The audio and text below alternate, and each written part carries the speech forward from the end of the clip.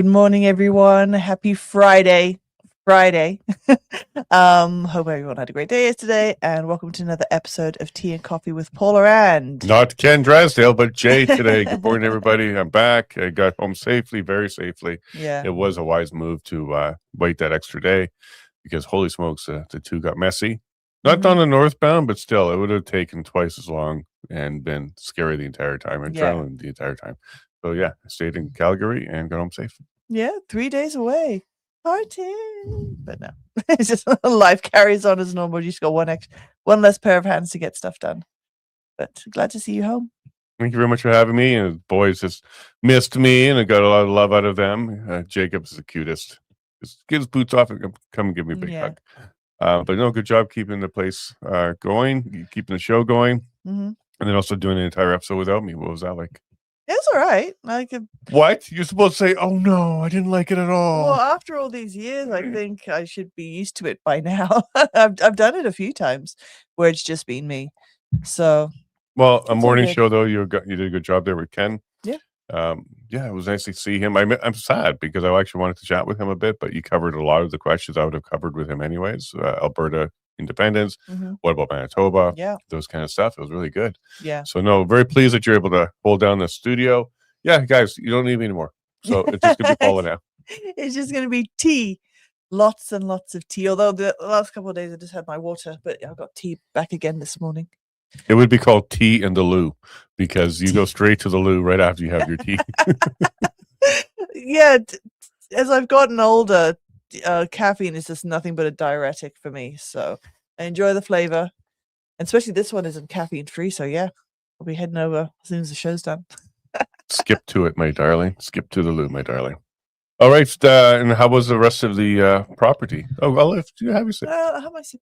Well, watch you have your sip. Look, there we go. And welcome to the Tea and Coffee with Paula Jay as Paula does some SMRS. Isn't it? ASMR. There you go. He's back. He's back. ASMR. I don't know. I'm not into those kind of things. But enjoy your good morning drive. Yes. No, all was well. Well, generator issues, but it got sorted out and all good. And then life continued as normal. It was a long day yesterday, though, and it's cold. So I had to, keep the fire going, make sure the generator was up, and then went out with the boys. Went out with the boys for what should have just been maybe, I was hoping, a 2-hour trip. It ended up being 5. It was a long, long day. But I had my orientation meeting at the Drayton Valley Municipal Library, where I'm now a board member, and we'll have our first meeting in January. So there's good information going on for everyone who would is in the Drayton Valley area. They will try and grow their membership and let people know that the library exists, to the point where even the town, when they were listing, they had a big to do over Christmas to say hey, these are all the services that Drayton Valley offers. They forgot the library. So the library had to go to them, hey, can we have a table? We exist. So putting the library on the map, because for Breton, it's the life source really for things to do for kids. I see a lot of older people. I see a lot of people in general in there, from getting a book to watching a movie to using the computers to doing a little fun jigsaw. It really does add to the community, and it's sad to hear that Drayton Valley is struggling to get people in when I would say they're more so than Breton. But yeah, just people aren't using their libraries anymore, and you should. It's a great resource, great for kids, and go check out your local library today. So let that be a lesson. Even though we ran for the election, you for trustee, me for counselor, we still got involved, even though we didn't win those elections. You're now on the library board of Drayton Valley, and I'm working with the county on the appeals board for dirt, weed, and pests. So we're still getting involved. So even if you don't win the election, get involved. So let that be an encouragement to people to do exactly that. And you had a nice Merry Christmas goodbye at the library board. So I think you're going to do a good job there. You're already promoting them here. Yeah. So go check out a book, go hang out, go play in a corner with your kids. Because you guys were there for a while yesterday. Yeah, and actually while I was in the orientation meeting within the main body of the library. Hello to Bird of Proud Dad. Nice I saw that. Morning, Bird of Proud Dad, and morning, Martin.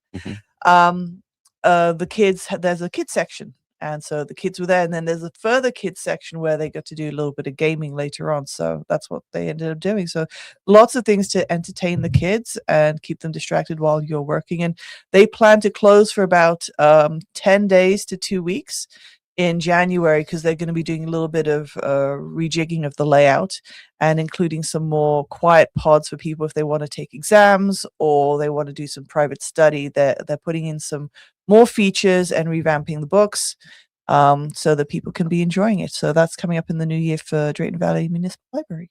Congratulations. Very proud of you on that one, taking that initiative and getting yourself on that board. We need good people on these library boards and school boards, and if anything ends in a board, we probably should be on it. Yeah, for one meeting a month, and then the option to maybe join some committees. I think it's an opportunity for everyone. Like I says, we make the comment saying we want to make change. We're not happy with the way things are, the status quo. This is where you can contribute and make a small difference and perhaps build on that for the future.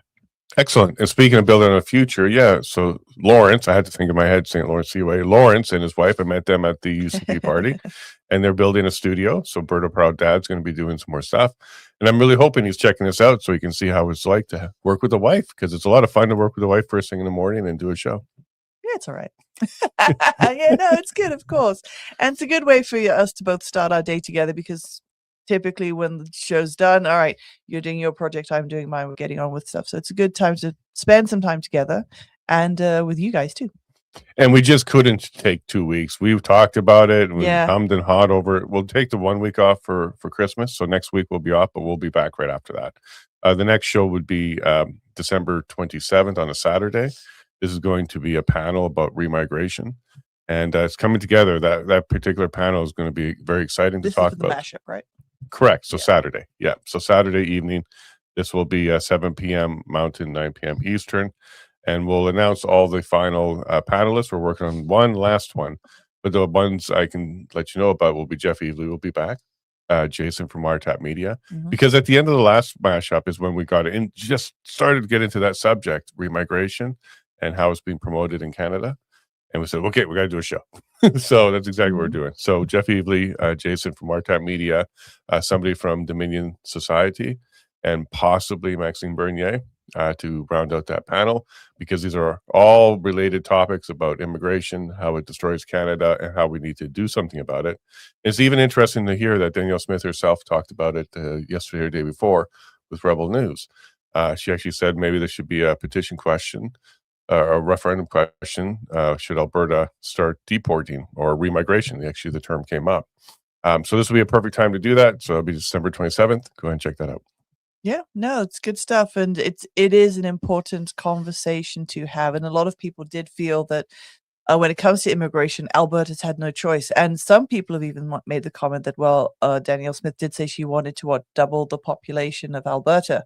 And well, it's happening, but I guess we want to be a bit more selective on who comes in. Yeah, and that's where the problem with the federal government is going to lie. That's going to be the problem.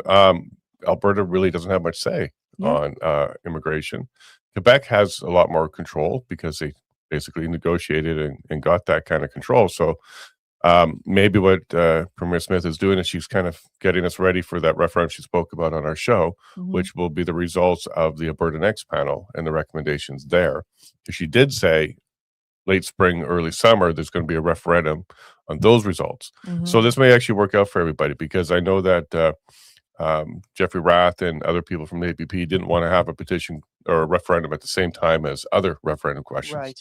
So if she comes forward with the Alberta Next panel referendum questions, which can include the pension plan, policing, immigration, she can do that in spring, summer, and then October could be the sole referendum question on Alberta secession from Canada. Yeah, and I know she's made comments like, they're expensive to have, about, numbers I think she's tossed around, I've heard her say is 20 million. 20 million.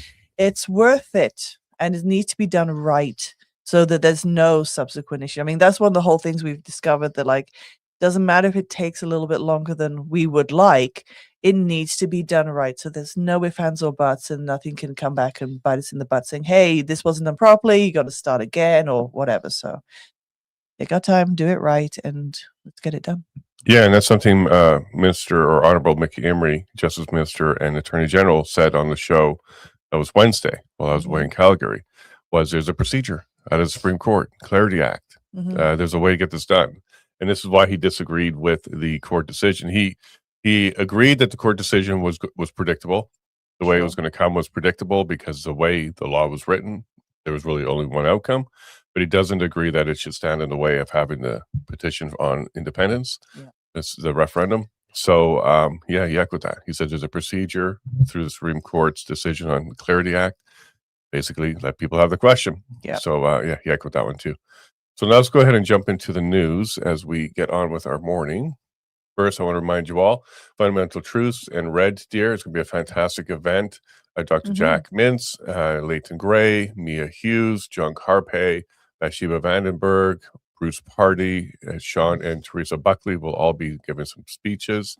And then we'll also have Nadine Wellwood. Oh, sorry, wrong one. Nope, freeze. Yeah, that's a different event. Yep. Nadine Wellwood. Yeah, and then Pastor Sean Ham will give us a prayer. So stay tuned on the venue because we're working on the venue to make sure that we can get this event done. But do go get your tickets. Great stocking stuffer.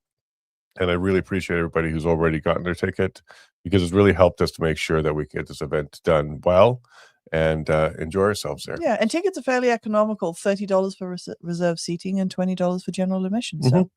Yeah, you're getting about 6 hours worth of speeches and conversation and questions, and it should be a good time. So go grab your ticket and let's go ahead and get together in Red Deer in the new year. Back to the news where we left off. Last time I was here, which was Wednesday, we were talking about this Gil McGowan guy who's president of Labor. Let me just pull it up. The president of the Alberta Federation of Labor, basically the union of unions. That's what that is. This is the guy that threatened a super strike that never happened. He was trying to push the nurses to strike. They never did. So he's not having a good fourth quarter of 2025 when he's coming out with his rhetoric, and he's not and he's continuing, by the way. So his rhetoric is similar to a lot of the things we were expecting, that they're going to say Trump is trying to make Alberta a 51st state, so vote no on independence. That's all false, completely false. In fact, if you read the post from Jeffrey Rath, it said the complete opposite. The U.S. is looking to support an independent Alberta, completely independent Alberta, and having the conversations about how to do trade.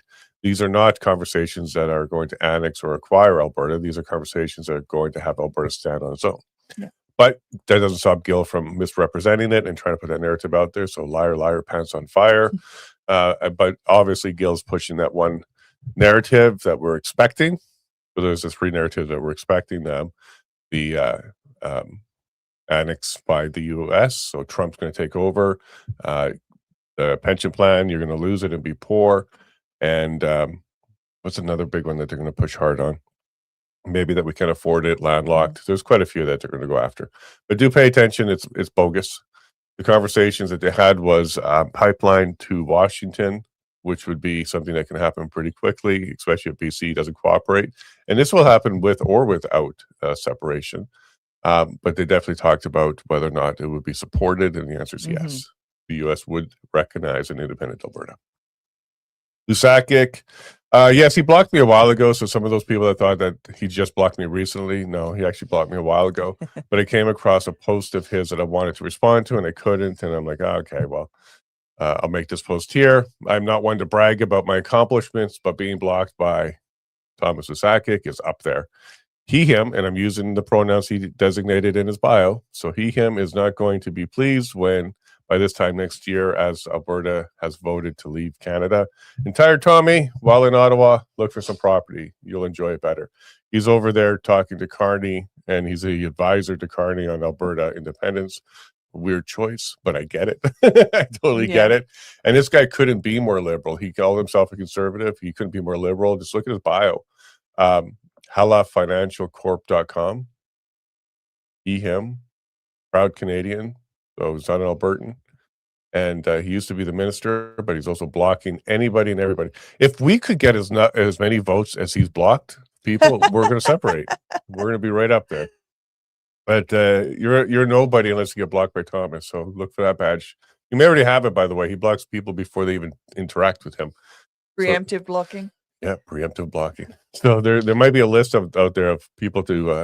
disassociate with. I would not be surprised if Berta Proud Dad has blocked as well, because Berta Proud Dad tells the truth. So I can see why Thomas would be a little bit worried about having him comment on his stuff. Really, all a block does nowadays, because it doesn't stop you from seeing anything, just stops you from interacting. Yeah. You can't comment or share directly. You have So your feelings can't get hurt.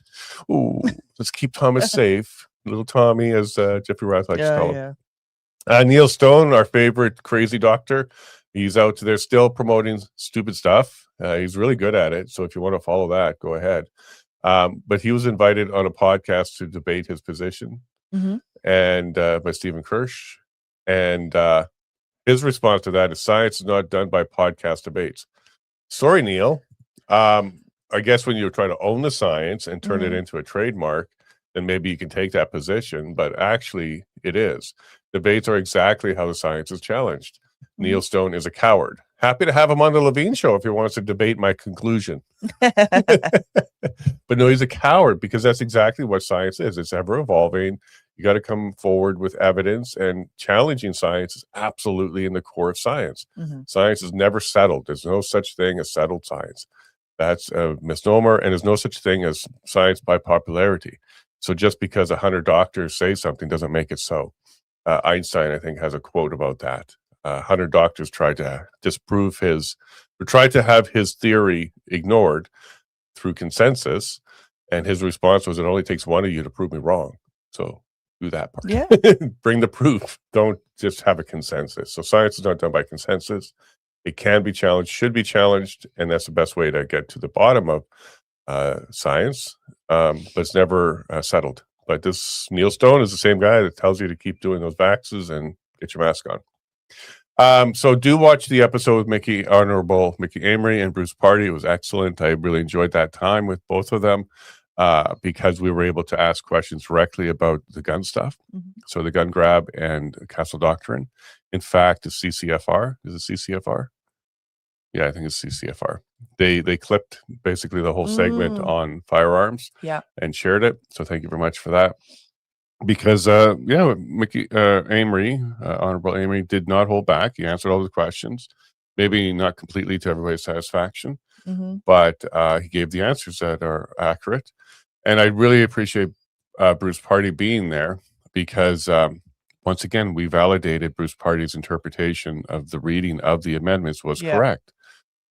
They did move the constitutional contravening challenge from before the petitions approved by the courts, which is what the challenge was for the APP, to later in the process to after the petition becomes a referendum and is successful. At that point, the government can choose not to. It's so weird how it's written. If the referendum is successful and it's binding, we don't have to do it. Well, the binding word means you have to. It's binding. So they basically made no such thing as a binding petition or referendum anymore, because if they can choose not to do it, it's no longer a binding anything. Now, the arguments from Honorable Amory was, well, this is to stop any crazy petitions that get through. Because there's a process, right? One example I gave was, let's say somebody brought a petition forward to nullify or vitiate all the treaties in Alberta, and it was successful. Then the government can choose, no, we're not going to do that, because it contravenes the Constitution. But at the exact same time, because the court decision and Honorable Amory agreed, it was a foregone conclusion that the court was going to decide that separation is a contravening of the Constitution. Then that one itself can hit the table, and technically under the law, or legally under the law, they can choose not to pursue it. But he did say specifically for independence, because there's a procedure with the Supreme Court, there's a process in good faith negotiations, that the government would not stand in the way of that one. So don't expect them to stand in the way of that one. It's for all the other stuff that could come later that may not be in the benefit of Albertans or satisfy the Constitution. So, but then Bruce did hold him to that one and said, but you still could. Yeah, exactly. And the answer is yes, they still could. What I loved having, and I think you would have done the same, but with Bruce, just further pushed it for clarification to highlight, yes, I know you say you're not going to, but technically the wording Legally. is there that you would have the ability to do so. Yep. Yeah, and it's true. He did highlight how they're going to protect legal gun owners. So it was through a guidance that was sent to the Crown Attorney's Office to deprioritize, because you can't remove the criminal code; it's federal. Yeah. But you can, and it's totally legal. The Attorney General, because he's got both roles, the Attorney General portion of him is able to guide, provide guidance. I got to use that word carefully because you can't direct, but you can guide, and they do follow the guidelines traditionally.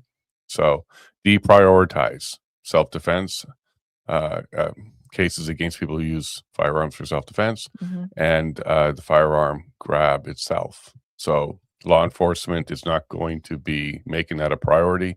You got other things to do. The Crown's office is not going to prioritize. They're going to put on the lowest priority any cases that the law enforcement bring forward, basically telling the entire system of law enforcement and prosecution, don't bother. At the end of the day, they can't make them, but they can certainly provide guidance. So he clarified all that as well. So that's a mechanism for doing it. It'd be great to see other provinces do that. If all provinces did that, the government may have to just say, all right, well, we don't have the support. We're not going to be able to do this. Maybe just repeal that law to begin with. All right. So thank you very much to Bruce Party and Honorable McAmory for that. So the Rise of Alberta's got some fun stuff going out to get people ready for the holiday season. So be that guy, be that person that sits down and talks about independence and Christmas over there. Why not? Yeah. Have a conversation. And I think it's going to be quite popular this season that a lot of people will be talking about this. Because I do think whether you're for or against or in the middle, educate yourself, understand it, know the truth, and make a good informed decision. And having conversations is a way to do it. Yeah. And don't be afraid to have these conversations. You would be surprised who would be open to having a conversation if you're using calm, collective, educated conversation. Because frankly, there's so many good arguments to consider it. Yeah, come with your receipts, because you could be doing someone a real favor by just clarifying any misinformation that they have. Yeah. And then they then can make a truly informed decision. Now, the one thing that this guy should have done is close the door after he walked in. Yeah, no kidding. It's cold. It's just left the door wide open. Yeah, it's cold in Alberta right now. It's going to be chilly. So you can be that person to have the conversation, but also close the door on the way in. And that's what we might do to Canada, right? Close that door. Yeah.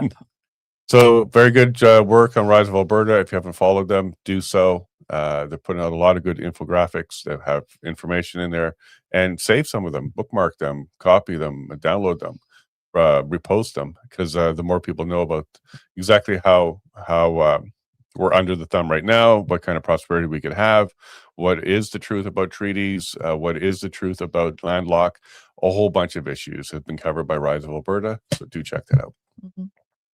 And Shane Getson, that was an excellent episode too. I really enjoyed my time with him. He was traveling back. He pulled over in his Peterbilt, sat in the back, and gave us an episode. So that was very good of him. And the big takeaways there is he's the energy corridor. He's got the file in the government where he's working on pipelines. Yeah. His background's pipelines and how do we get these done. And he literally talked about going north, going west, going south, and going east. So Alberta government's looking at a whole bunch of different options. But I think the big surprise takeaway on this one was merging with the Northwest Territories. One of the options for Alberta is to merge with the Northwest Territories. We'll get coastal land then. We can help them prosper. It will change the formula for equalization. More of that money will stay in the new territories of Alberta. And it'll also provide provincial level jurisdiction for the Northwest Territories. And there's 50,000 people there. So at the end of the day, this might actually be one of the options. If independence doesn't happen, maybe Alberta grows.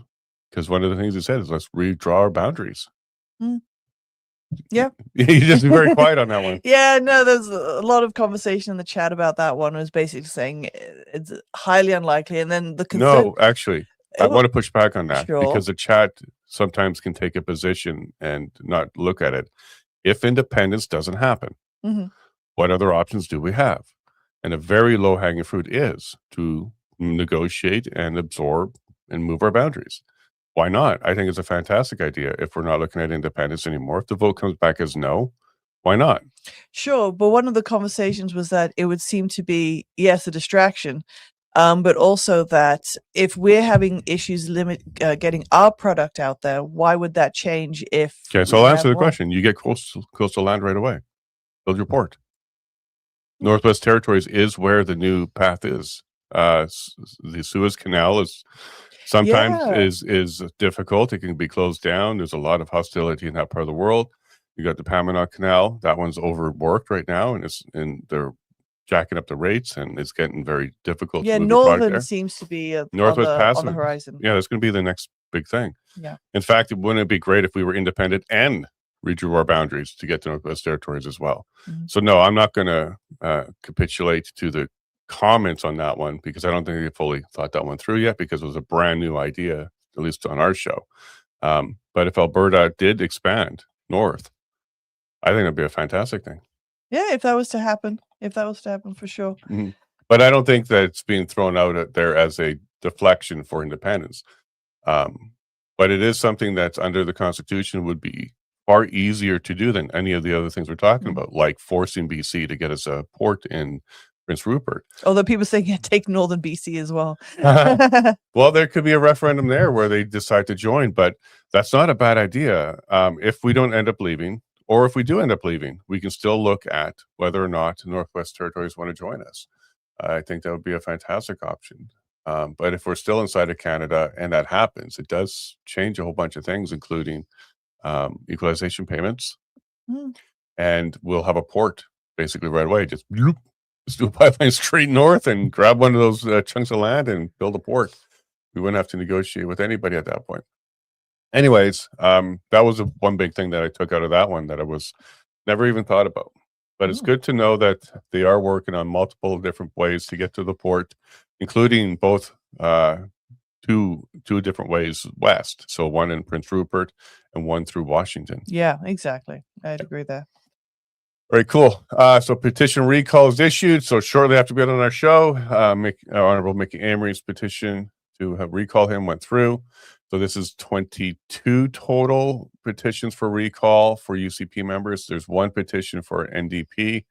I'm not sure who started that NDP one. I'm pretty sure it's not under the Operation Total Recall, which is the effort to recall 44 members. Let me go ahead and bring this one to you. So Breaking Elections Alberta issues 2 more recall petitions, including Minister of Justice Honorable Mickey Amory. Election Alberta has issued 2 additional recall petitions, bringing the total to 22, including petitions targeting Honorable Amory and MLA Jackie Armstrong Hominick. It's good enough. Jackie. These petitions are part of what appears to be a coordinated campaign to recall all 44 MLAs who voted in favor of Bill 2, which invoked the notwithstanding clause to end the province-wide teacher strike. Here's a web address to that exact effort, operationtotalrecall.ca. Alberta Teacher Association has openly launched Red for Ed 2 with publicly acknowledged support from the BC Teachers Federation, which has committed up to $1 million in funding and assistance. So I give you 2 links here, one on ATA's website and one on BCTF website, both confirming this $1 million in funding to help fight Bill 2. And then the Alberta NDP has been vocal in its political support of these recall efforts, repeatedly amplifying calls to remove MLAs who supported Bill 2. There's a link there from the Alberta NDP caucus website itself. And then meanwhile, Elections Alberta has requested to receive $6.7 million in taxpayer funding to manage and respond to the growing number of recall applications. And there's a link with City News in Calgary about that. So all of this is sourced. Alberta deserves transparency about who is organizing these recalls, who is funding them, and how much this campaign is costing the public. None of these are going to be successful, by the way. Premier Smith is one of them as well. But half of the UCP members right now are in signature stage. So they have to collect all these signatures. And I know that they're going after all of them. So we should be seeing and hearing about more of these. And Elections Alberta may be requesting even more taxpayer funds to deal with this. You're quiet on that one too. It's just a waste of time, waste of effort, waste of money. And but to try and prove a point, to try and highlight something, but That's unfortunate. And That's a there's lot our of money. guest. He popped in just on time. So as we finish up here, so great job with Ken Drysdale yesterday. Mhm. Manitoba doesn't have a big push for independence, but Saskatchewan does. And I'm now in contact with, it looks like Brad Williams, who's leading the Saskatchewan Prosperity Project. Cool. He'll be on our show after Christmas, and we'll have some more conversations about that. May even pop into one or two of their meetings next year, see how that's going. And then Quebec. So we have Alberta, Saskatchewan, Quebec, all really pushing hard on this now. So Manitoba, maybe it's still an NDP government there. So I'm not sure how quickly that will happen. And do check out this episode last night about Carney and Ford and Trump and the USMCA agreement. So Trump has demanded several things, like you got to open up your milk market, you got to accept our alcohol again, and you can't be censoring your people with bills 8 and 9. These were demands that could lead, if they're not listened to, could lead to a renegotiation or a collapse of the USMCA, which is the trade agreement with the U.S. And if you think it was bad to have some items under tariffs, which most of our daily goods is not under tariffs. Yes, exactly. This collapse would be economically devastating. It's $900 billion in trade at stake here, all because the Trump administration's fighting harder than our administration to make sure that we have free markets and free speech. So take a look at that episode. Shame on them. And then shout out to Marty up north. It was good to see you again. Thanks for posting the picture. And yeah, absolutely. You're allowed to have differences. Everybody's allowed to have differences, but let's focus on the common goal here, which is to get our independence referendum up there. And today is the day where we're going to learn about Big Red with Chris Barber. Chatted with him briefly this morning, sent him our prayers. But the decision should be out today on whether or not Chris Barber can keep his truck or if they're going to seize it and destroy it. And the destroy, like. Yep. And then Christopher Wells, senator. Christopher Wells, a trans activist senator from Alberta, is promoting to have the federal government override Alberta Bill 9 that protects children, parents, and women. I didn't know Chris was an Alberta separatist. Because if he's successful in encouraging Ottawa to overreach on Alberta's constitutional right to use the notwithstanding clause, separation would be a guaranteed outcome. This would be a fantastic thing for the independence movement to have Ottawa override our notwithstanding clause power of the Constitution. That basically says you have no power anymore. Exactly. Ottawa runs everything. So thank you very much to Christopher, Senator Wells, because I think if you're successful on this one, you just helped us leave. No kidding. All right. So on that note, I am very excited to end this week with a good friend, Michael Yon, who is going to chat with us about what's going on in the world. And what a way to end right before Christmas is to get a bit of an insight on what's going on. Because if you want the truth, you got to go follow this guy. Nothing but the truth. Yep. So help him God.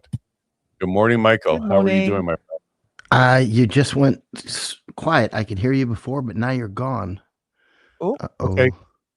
Just reconnect. Maybe I'm going to leave and come back in. I'm going to leave and come back in. Yes. Yeah, we're talking the same language. Yeah, just like that. Let's go ahead and get his X handle ready. There seems to be a bug in StreamYard recently. It does. There must have been some sort of crazy update going on, and it's not a positive one. Maybe it's not very compliant or it doesn't operate well with CSIS's systems. Could be something going on. But yeah, I'm really excited to talk to Michael because first, he's a great journalist. He was Green Beret, I think it was. No, not Green Beret. I think that's the UK. That's England, yeah. Yeah. It's along those lines. So if you go look up his profile, you'll see that. What was he? Was he a SEAL? Something like that? Let's see. What does his X say? Yeah. Migrants don't wave foreign flags. That's what his X says. There we go, Michael. You gotcha? Yeah. The audio turned off right at the last second. No worries. That's probably the intelligence apparatus kicking in. Maybe they don't want us to talk. How are you today, though? Oh, well, I could hear you guys talking, and then it started to come in, and boom, it was off. So I had to come back in. But I'm fine. I'm actually looking at the canals in Amsterdam here. I'm in Netherlands, and, I'm watching the dope everywhere here because, one of the main weapons that I look for in different countries are the biggest weapons, which is psychological operations, obviously. Information war, psychological operations. And, the rocket fuel and the grease of psychological operations is intoxicants, whether that be alcohol or whatever. And but here it's heavily cannabis. I just walked by a coffee shop, as they call them here. It's called Amnesia. Yeah, right. Amnesia of what a society used to look like before some critical mass of people became doped up. It's quite serious.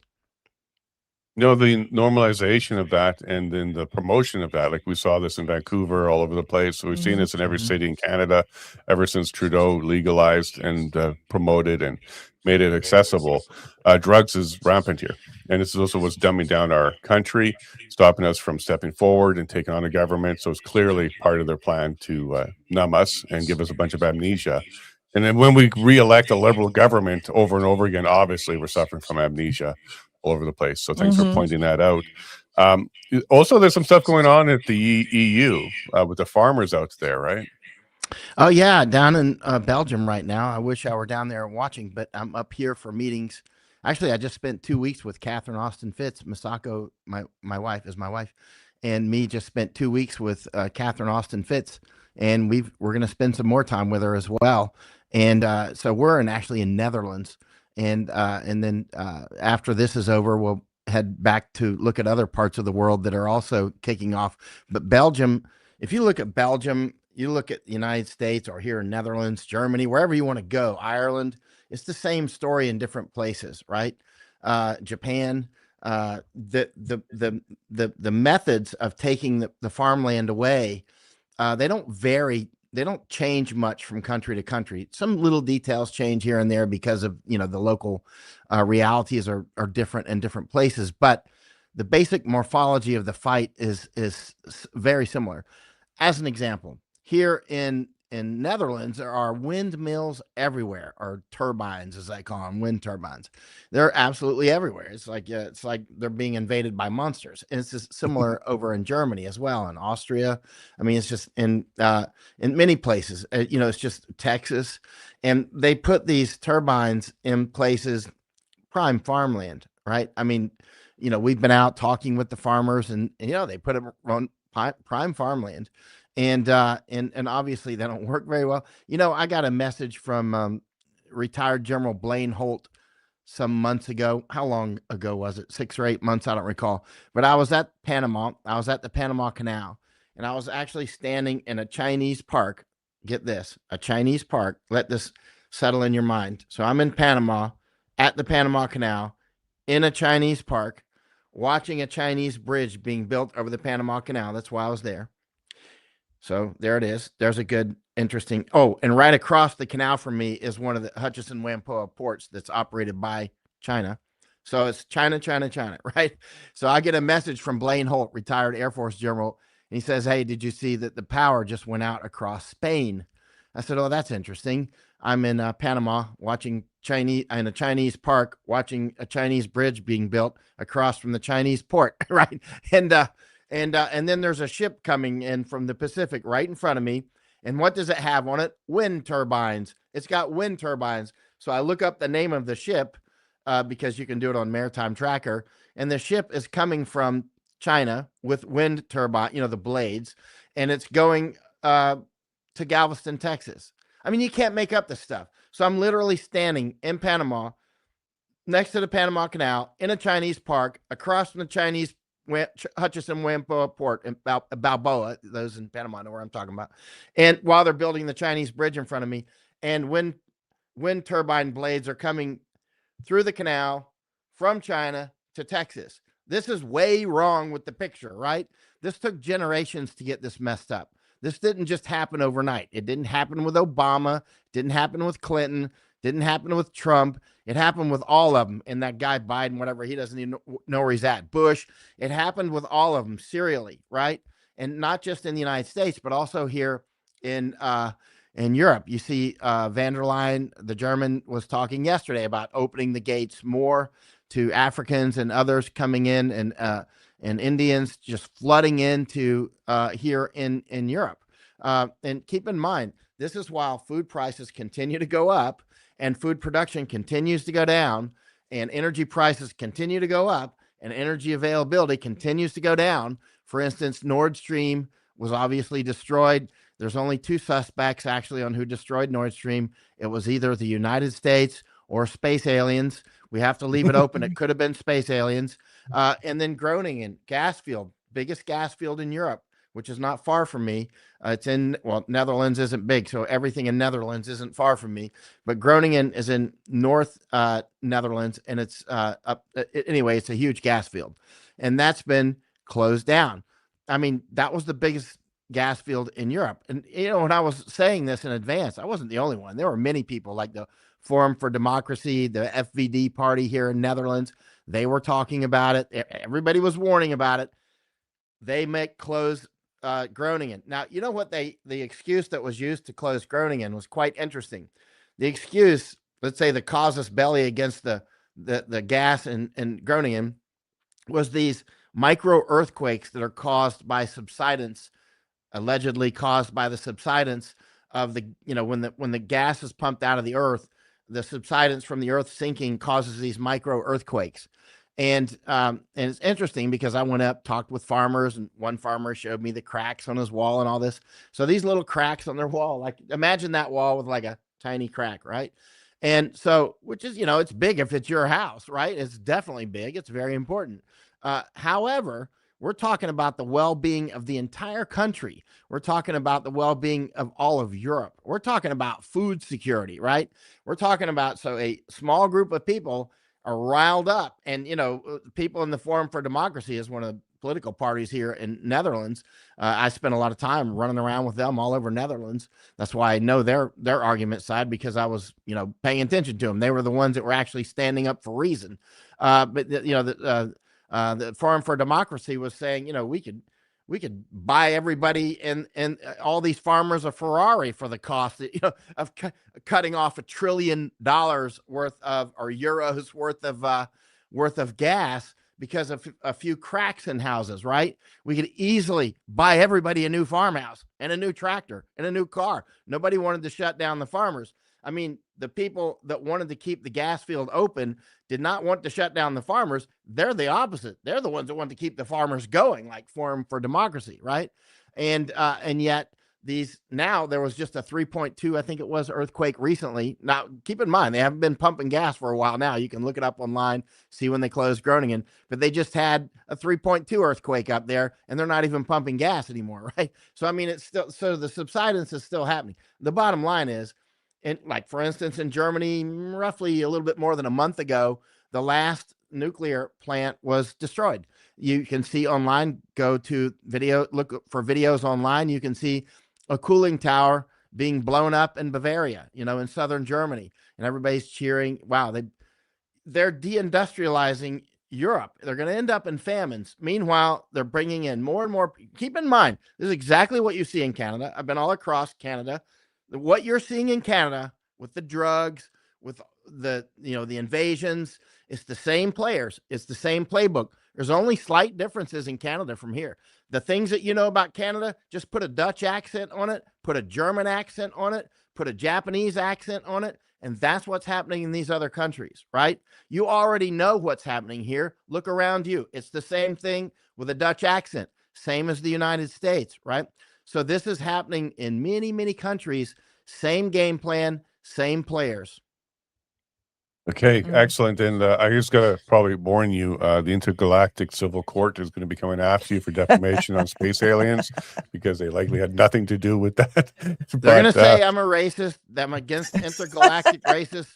And my defense is going to be, I didn't say it was bad to blow up Nord Stream. I'm going to say, you know, you guys needed to breathe, you know, the natural gas that was released into the atmosphere, right? It was to help. It was to help your space alien lungs. You know, alien phobic and all that kind of stuff is coming your way for sure, there, Michael. But back on space aliens, health for space aliens. Right. But let me know when the court is. I'll try and cover it for you. It'll be, but probably be past Saturn, right? Yeah, I'm sorry, I interrupted. Go ahead. Yeah. But back to what you're actually touching on, which is really important, not just for Canadians, but across the world, where they invade you with drugs and more people, take away your guns. And then when all that kind of comes together, you have a docile public, you have immigrants who are invading and trying to, you know, implement their rule of law or their religion.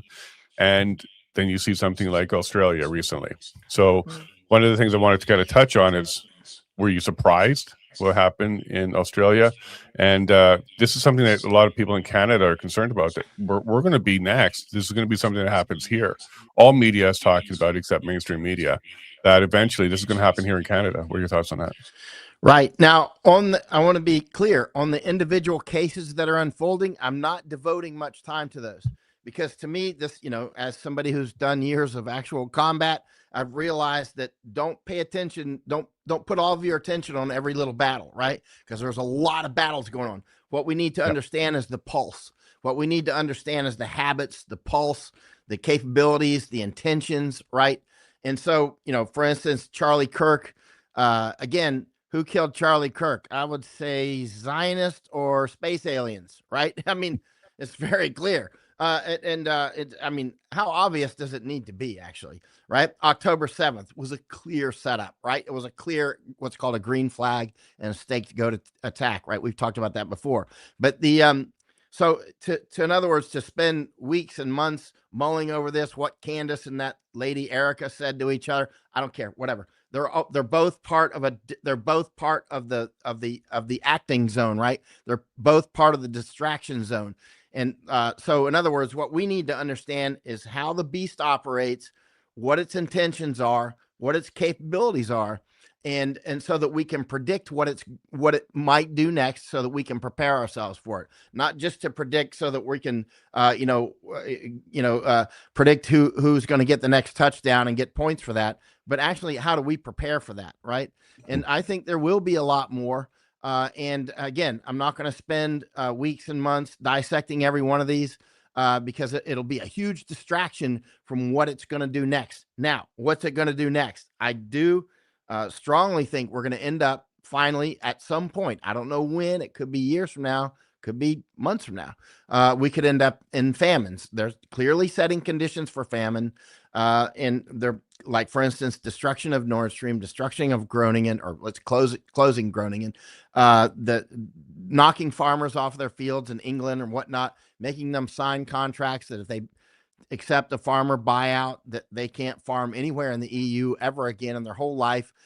When Dutch fishermen sell their boats, they sell them to the government and the boats are destroyed, right? So these sorts of things, they're taking the Dutch food supply, the German food. We're going to end up in famines. That's part of the game, right? It's a game. It's a big game, and with a huge death toll, right? It's a very dark, real game for the great game, you might want to call it, as the British used to call, the thing that a great book, by the way. But I mean, but the point is this is also part of something that's been going on for centuries. And so it's very important to understand that. Like, when people look at Trump or Biden or Obama or whatever, and they look at these guys as the one doing it, they're actually just the latest fruit on a tree, right? And it's actually a jungle, right?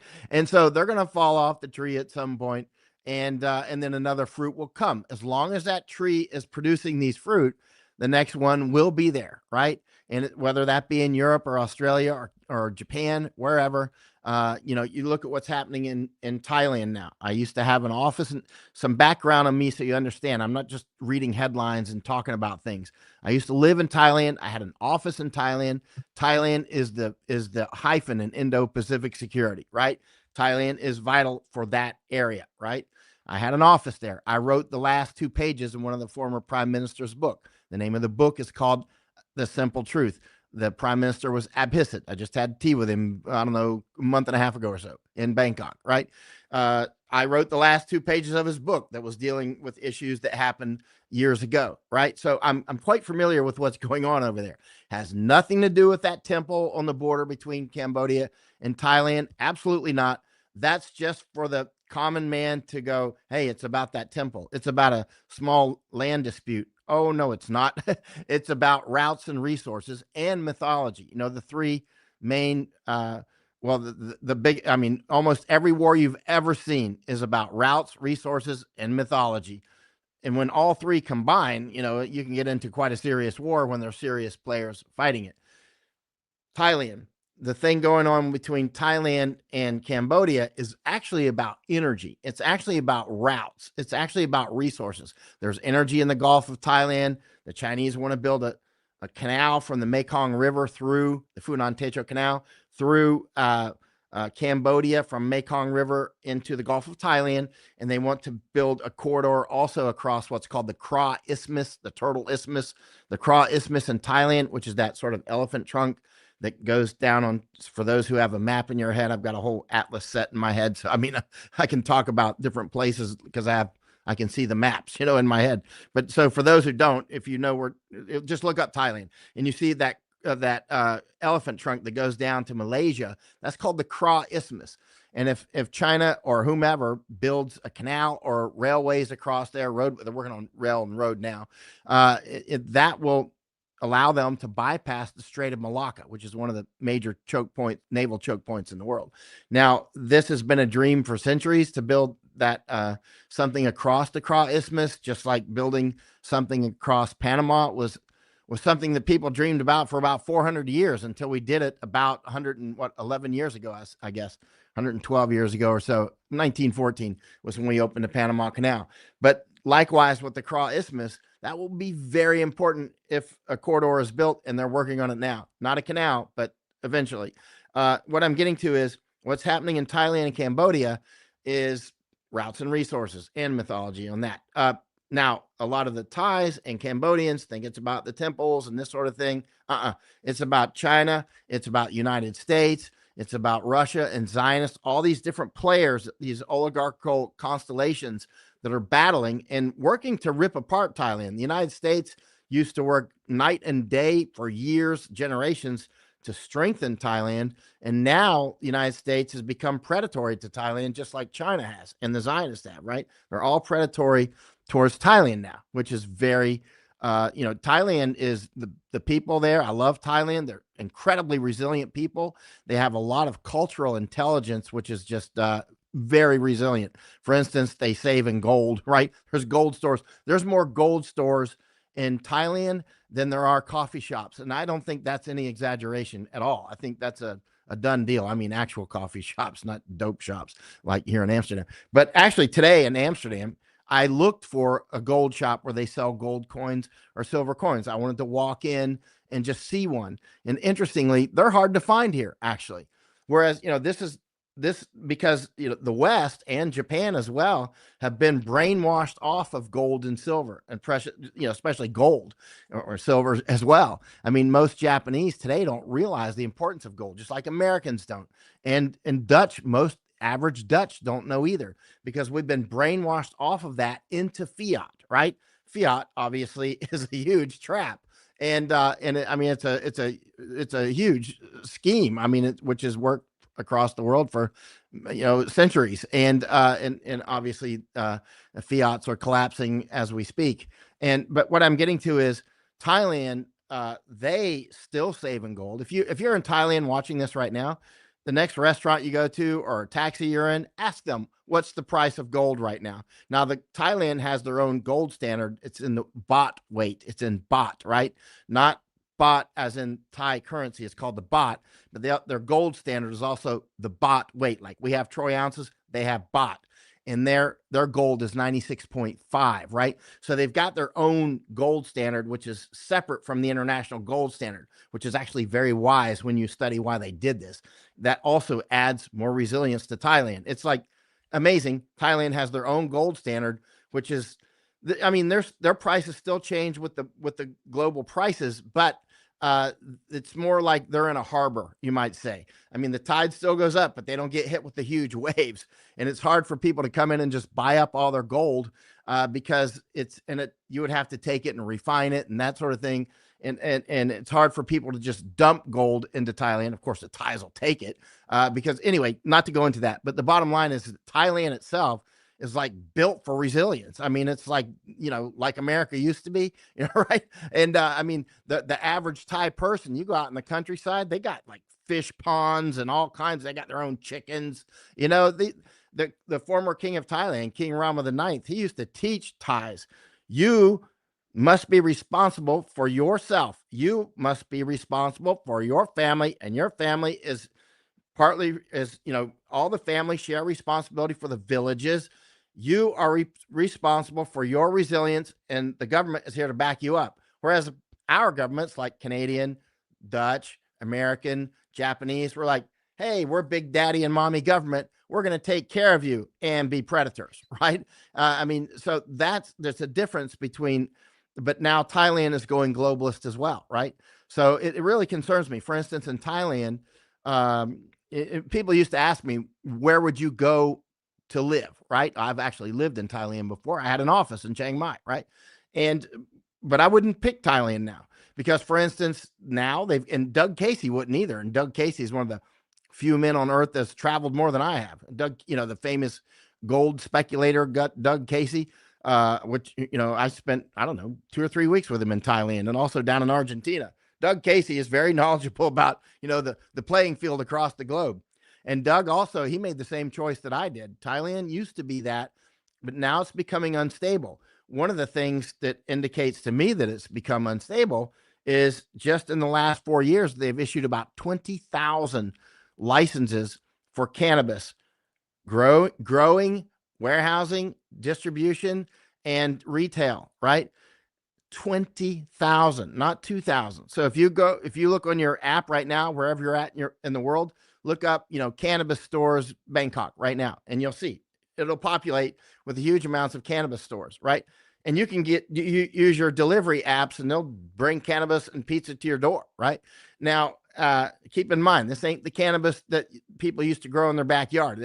You look at it through through the little viewfinders they have in all these cannabis stores. It's got all kinds of, it smells very bad. It's something's wrong with it. But in any case, they will deliver it to your door, right? And now keep in mind, if you're looking up on an app right now to see those cannabis stores, like I just mentioned, if you're in Bangkok, do it and look it up and then walk around you, and you'll notice that only a small fraction of the cannabis stores are actually on your app, or they're actually populating because they haven't been added yet or whatever, because there's so many popping up everywhere. But even if you look at an app right now, Cannabis Stores Bangkok, you're going to see they're all over the place. There's huge numbers of them. But on the ground, it's a lot more. It's a great deal more. What I'm getting to is that, to me, I saw the same thing starting to unfold in Argentina. Masako and I, we went to a cannabis exposition in Buenos Aires last maybe November or December in Buenos Aires. And it was there was a list of people that were endorsing it, like the Ministry of Health, Ministry of Defense, Ministry of Agriculture, Ministry of the Interior, all that stuff, that was at Buenos Aires, right? So, it's sponsored by the government, right? Cannabis. And they were, pushing mushrooms and whatnot. You got children on top of their father's shoulders and mother's shoulders. And they're like, one father was smoking dope while a child was on his shoulders. And, they've got all these children signing this wall. It's got a bunch of mushrooms and cannabis on the wall. I'm talking like, 6-year-old kids, 5-year-old kids, right? There were kids everywhere. The kids were welcome there. They were showing them the virtues of all these mushrooms. Now, I get it. The dope heads will jump out and say, you don't understand, man. It's about our freedom and it's about health. It's got all these health benefits. But then when you're asking them specifically what health benefits, right? Whatever. That's not what it's being used for. And I understand explosives also have great uses in construction, mining, you know what I mean? They have great uses for building the Panama Canal, explosives. I get it. But also explosives are used as weapons, right? The same with these intoxicants, whether that be alcohol. Keep in mind, one of the main ways that we destroyed American Indians and took their land was actually alcohol. That was our main weapon. In Asia, it's often opium, right? Like the Chinese use opium, fentanyl, and whatnot. They use it like crazy. Now, some people will automatically come up with a supplied answer. A supplied answer is one that's been inserted into your firmware, right? A supplied answer is one when you say the cannabis is bad, and they say, what about alcohol, man? That's a supplied answer, right? It's been put in there as a defense mechanism, right? This is brainwashing. So Masako and I, my wife, we always watch each other for supplied answers. If a supplied answer pops out of our mouths, we start to examine, how did that get into my head, right? We want to find out how it got in there and scrub it out, right? So, but the supplied answers, For instance, with the when you bring up drugs in China, one supplied answer that'll pop up into people's minds, like people watching this, when I say China is smuggling drugs into the United States and Europe, what pops into your mind about China? A lot of people watching this will go ahead, sir. I was going to say fentanyl, but go on. A lot of people watching this will probably think China is getting even for the opium wars, right? That's a supplied answer, right? Huge amount of people will be thinking that, right? If you're thinking that, that was a supplied answer that was inserted into you, right? And so actually, China was involved in opium wars long before Britain was there, right? And they were also active when Britain was, the opium wars happened. There's no question about it. Britain was definitely pushing it down the Chinese throat. No question about it. But Chinese were doing it too, and Chinese were doing it before, during, and after, and still, right? And they're not the only ones. United States has been involved in that. Great Britain. I mean, it's a big player, right? Opium is used as another money. It's not quite the money that gold is, but it is. But it actually has been used as a money throughout time, right? Because you can store it a long time. It's divisible. It has a lot of the aspects of money. It's got a lot of value per unit volume and weight, right?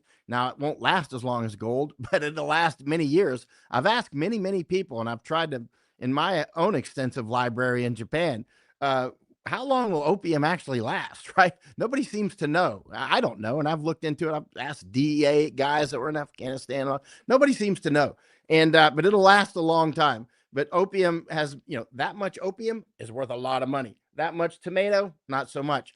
And also, when you grow tomatoes, basically the farmer takes them and sells them in Kandahar and the transaction's done. But when you produce opium and that much opium, put it on your donkey and go over the Hindu Kush to Pakistan or wherever, it ends up on the streets here in Amsterdam or London or wherever. Everybody along the supply chain makes money along the way. Tomato, farmer, to the flea market there in Kandahar or whatever, or it doesn't have that many steps, right? For most products like that, but opium does. It's that's why it's one of the war products. But in any case, Mao grew huge amounts of opium to fund his war. This is normal. What I'm getting to is the brainwashing and the supplied answers. Watch yourself. Always be cognizant of, hey, did a supplied answer just come out of my mouth?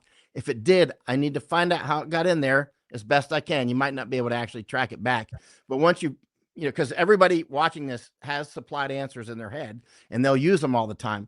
Just find them, find the answers. Just keep popping out of everybody's mouth. Oh, cannabis, but it has medical uses. Okay, name one, right? And they'll say, well, veterans need it for PTSD or something. Really? Are you sure about that? Right? Guess what? I did a lot of combat. Years of combat, real combat, people dead all around me many times, right? Bullets snapping right by my ear so that my ears ringing. Guess what? I don't smoke dope. I don't do alcohol. I don't do any drugs, no prescription drugs, none of it. You don't need that shit, right? That is nonsense. It's a supplied answer. Also, part of the brainwashing on our veterans is that, oh, you poor veteran, you did all this combat, so now you're an alcoholic. Everybody expects that. No way. No way. I don't want to hear that. You have to be in control of your own brain, right? You have to say no. Just because I did a bunch of combat or was in a car accident or whatever, keep in mind, most of the PTSD in the United States, it ain't caused by combat. It's caused by domestic abuse. It's caused by car accidents, actually, and things like that. It's fires, that sort of thing. But the idea that just because you're in a bunch of combat, you got to be a vegetable and be on drugs for the last year. I see these people walking down the street right here today. I went for about an hour-long walk.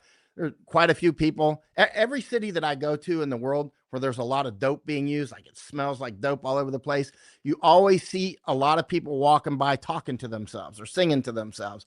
In places where they don't do a lot of dope, where I don't see Skid Row in Los Angeles or go up to San Francisco and see all that crap. I used to go to school in San Francisco, or you go to Portland or you go to Washington, D.C. You'll see all kinds of people just walking around talking to themselves. And I mean, they're having a conversation, right?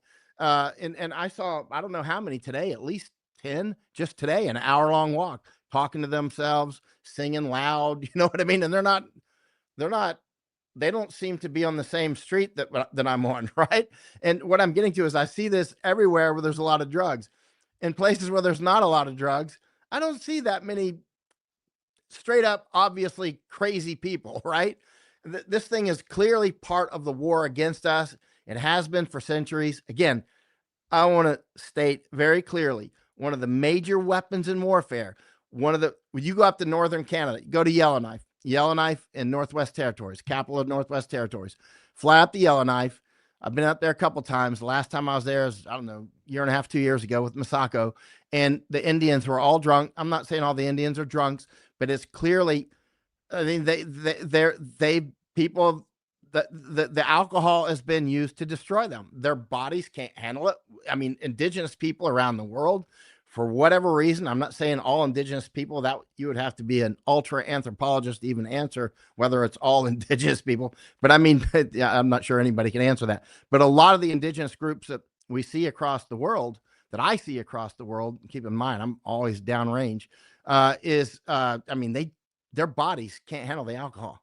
They truly, I was talking with an Afghan yesterday, and the Afghan, we talked for 20, 25 minutes. He was from Kandahar, actually. And keep in mind, I spent 2 years in Afghanistan, and we're talking, and for a while, he's like, look at these people smoking marijuana. And this is an Afghan talking. He goes, this is an Afghan talking. The Afghan said, it's dangerous for me, the Afghan, to walk on these streets at night because of so many drug addicts. So an Afghan comes in from the war zone of Afghanistan, and he's worried about walking around some of these streets at night because of the drugs in Amsterdam. I mean, again, you can't make up this stuff.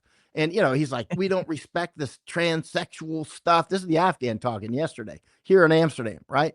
And so you got these people coming in from around the world, and they come in and they see this crap, and they're going, what?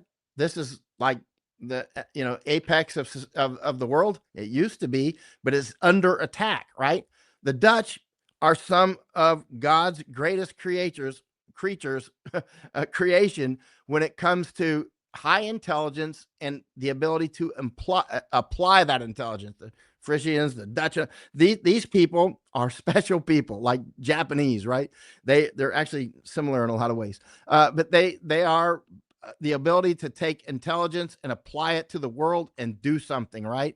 And they're under attack by these drugs, by the psychological operations, which are intense, and all this, transsexual crap, and everybody be free. Meanwhile, the lions and the tigers and the wolves are coming in, and they don't respect this. And the people, the Dutch who built these canals with the great wealth that they accumulated over the years, and the VOC, the Dutch East India Company, and all the things that they did. Keep in mind, the Dutch weren't quite as predatory as the Spaniards were and the Portuguese. That's why the Dutch were allowed to trade in Japan for 2 or 3 centuries.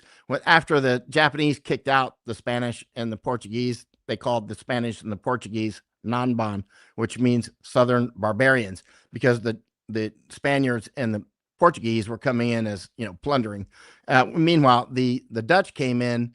The Japanese called the Dutch people red hairs. They call them redheaded people, and they allowed the Dutch to trade there. They had to stay on this tiny little island called Ijima down at Nagasaki. I was just down there with Masako for more than a month researching, actually, and but they allowed the Japanese would trade with the Dutch and do business with them for a long time, until the United States opened up Japan for trade in 1854 with Commodore Matthew Perry. But what I'm getting to is the Dutch have been highly capable.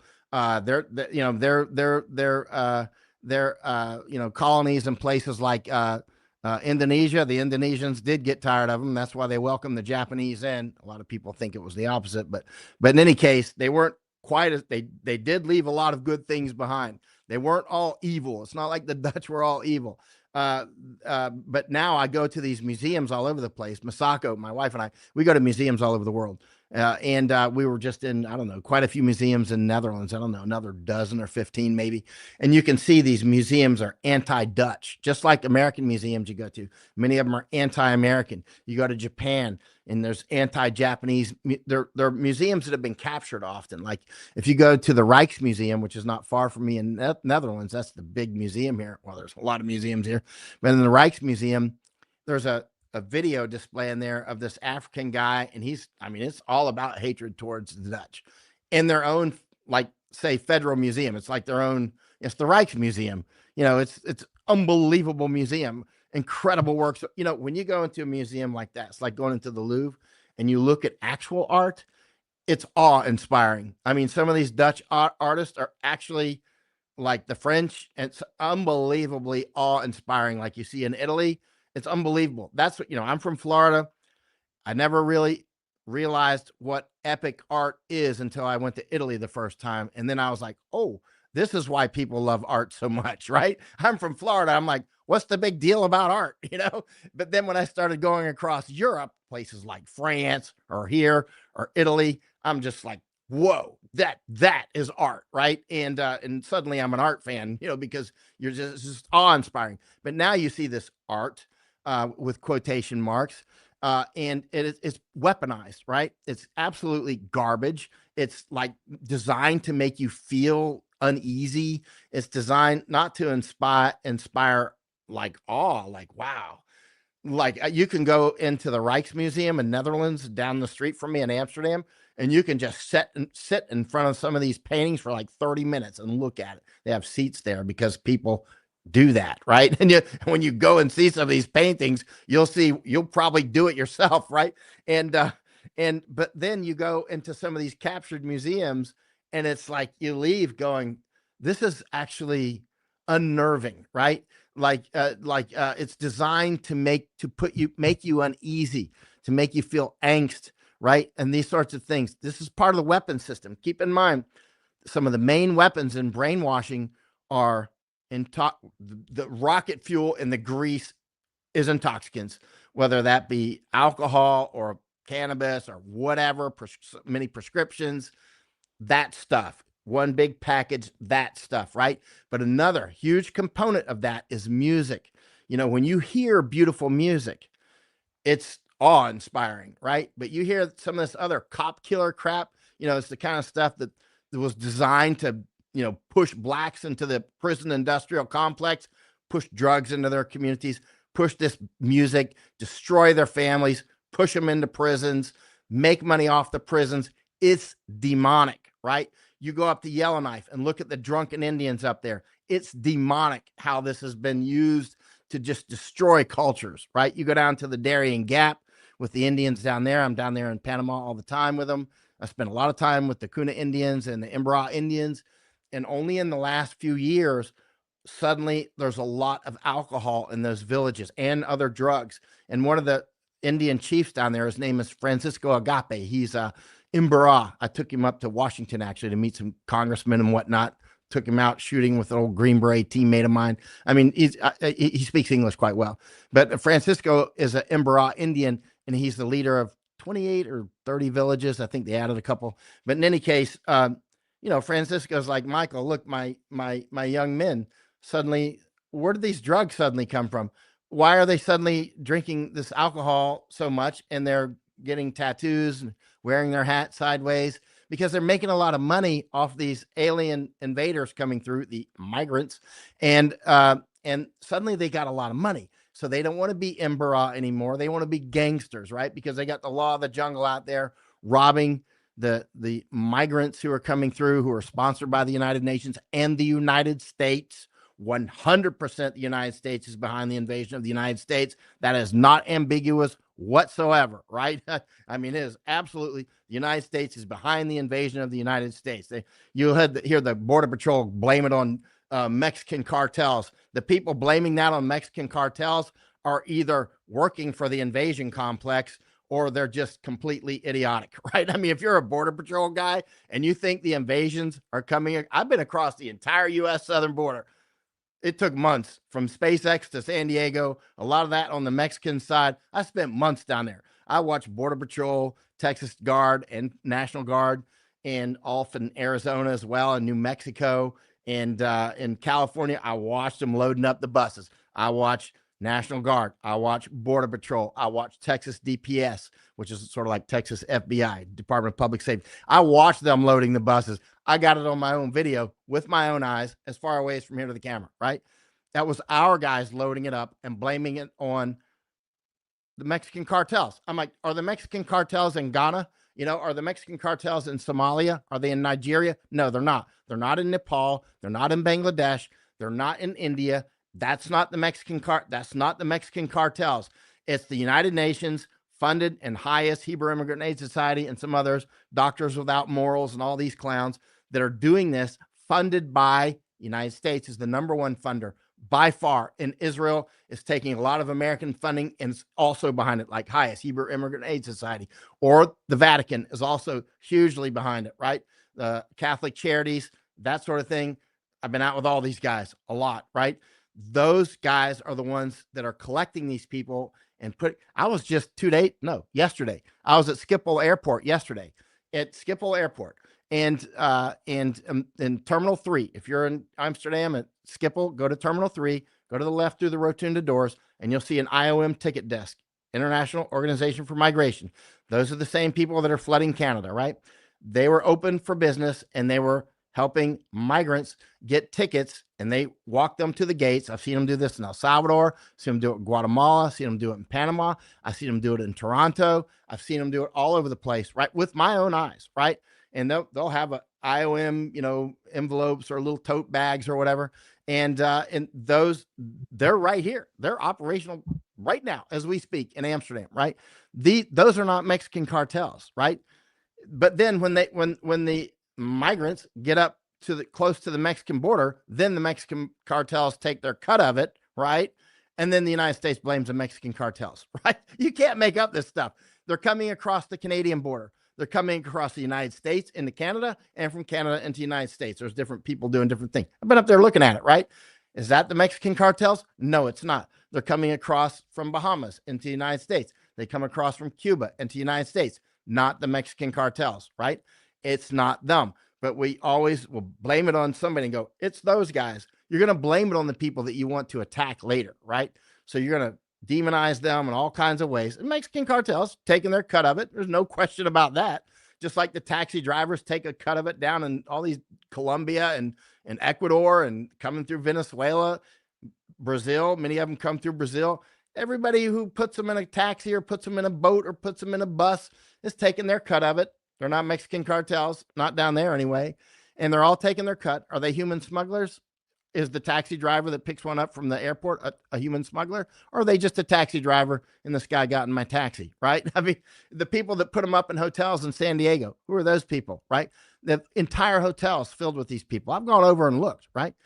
In many places in the United States, entire hotels, New York, right? That's not Mexican cartels. That's our people doing it. State governments, federal, United Nations, whatever, making money off of bleeding us down. Like they do with fiat, like they do with these drugs. Drugs are the perfect evil. Drugs are I wrote some dispatches from Afghanistan in 2006 called The Perfect Evil. And I described in detail how the opium is like, that was when I started to realize, man, that is like Paul Harvey warned in 1963 or so when he's like, if I were the devil, Paul Harvey talks, and G. Edward Griffin. I mean, he also totally dialed into this stuff. The perfect evil. Sorry, I had to check the time on something. But Paul Harvey, warned in about 1963, if I were the devil, I would basically push drugs, pornography, all this stuff, and basically dissolve the civilized people among us. You don't have to dissolve them all. A lot of people aren't going to do it. Like you and me aren't going to do it. We're not going to take the drugs. We're not going to go hang out with the sex shops. There's women behind the windows over here selling themselves a few streets over, right? We're not going to be doing that stuff. But some critical mass of people does it, right? And once you pass some critical mass of alcoholics, druggies, people with gambling addictions, which the governments get all behind with these one-armed bandits, which are very scientifically in my first book that came out in 1999, Danger Close, I actually opened that book in a casino in Las Vegas.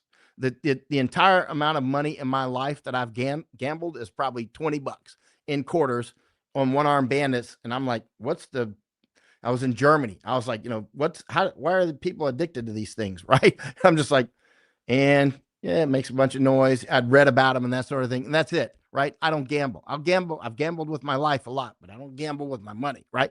But there are a lot of people that obviously are addicted to gambling. And it's nothing bad about them. It's not like something, oh, you're a defective person. No, there's some people for whatever reason they get hooked, right? And the people that know how to hook people, which has been going on for centuries, like a lot of, let's say, go to Thailand. In Thailand, if they see a car accident, boom, that car hit that car. Some people will write down the license tag and go buy a lottery ticket based on that. I don't know how that conveys to luck, but they'll do things like that. There's a lot of people that whatever gets you, what I'm getting to is these perfect evils. That's the sort of stuff that Paul Harvey and G. Edward Griffin were warning about back in Black and White, right? I'm sorry. I'll go on for hours. I know you can, and we normally would let you keep going, but we're already 20 minutes over. So if you want to hang out, I have another question for you with our supporters. But I really appreciate you providing all this information, because Canadians should be paying attention to this and what's going on. And it's not just one spot. Like, we're hyper focused in Canada about what's going on with Canada, but we need to zoom out and look at the bigger picture. Routes and resources was something I touched on briefly with some Alberta government administration earlier this week, because we need to get our products, oil and stuff out there. Northwest Passage is a big thing. Icebreakers is a big thing. There's a whole bunch going on. But please, Michael, hang on. We're going to go cut over to our supporters section and have a couple more minutes with you. And fantastic conversation. And I enjoy absorbing what you have to say. So I'm going to have to rewatch this episode to get it all.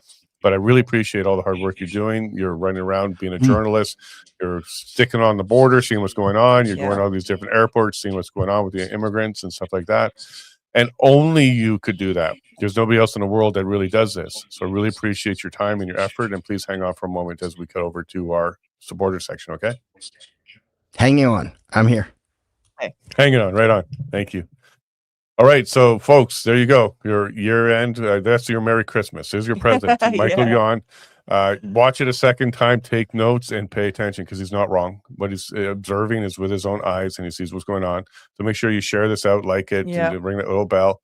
And if you want to join us on the supporter side of things, you can become a member by going to thebeanshow.com. Click the community tab and get yourself started.